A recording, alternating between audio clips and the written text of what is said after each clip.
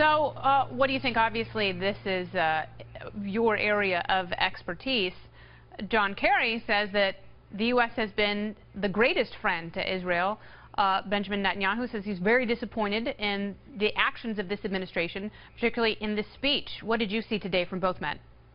Well, from Kerry, it's hard to say whether he was more mendacious or delusional. This resolution is about much more than settlements.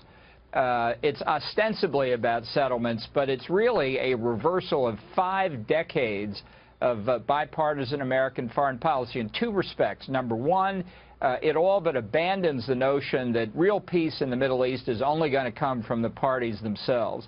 And number 2, it abandons the iconic UN Security Council Resolution 242 and 338, adopted after the 67 and 73 wars, that created the policy we all call Land for Peace. This resolution last Friday basically says it's not Israel's land to give away.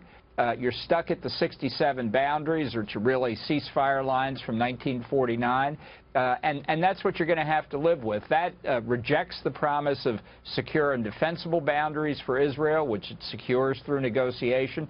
And I think it reflects both the ideology and the frustration of Obama and Kerry and Hillary Clinton, while we're at it, that they just got tired of putting up with Israel and their views, so they decided to impose their view of what's good and will allow Israel to live in security. Well, their view seems to be West Bank story. So instead of the Sharks versus the Jets, it's Obama and the Palestinian Authority versus Netanyahu and Donald Trump. How does this play out?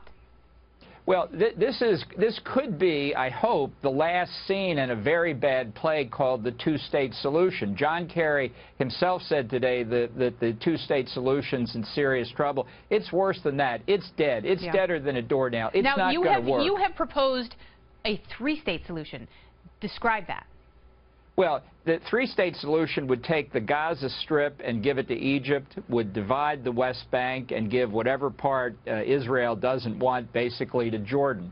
Now, this is a solution that would be very hard to implement. Why? Because Egypt doesn't want the Gaza Strip and the Palestinians there, and Jordan doesn't want the West Bank and the Palestinians there. It's a sad commentary on what anti-Israel Arab leaders have done over many decades. But if you care about the average Palestinian, not the Palestinian political elite, not economic theorists in Washington and Europe, for the average Palestinian to attach their situation to real economies gives them the prospect of a better life for them and their families into the future, not pursuing some abstract political goal called a Palestinian state. There may be other solutions that are better than that, but the empirical reality is that the notion of the two-state solution has failed.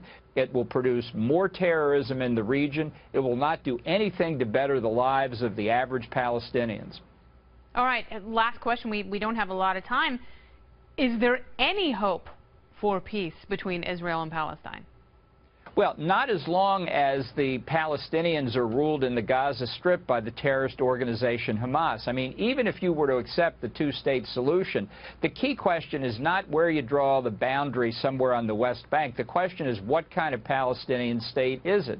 And one reason there haven't been elections in now almost 10 years on the West Bank is that Palestinian leaders there fear Hamas would win that too. What country in its right mind would agree to the creation of a bordering state that was a haven for terrorists?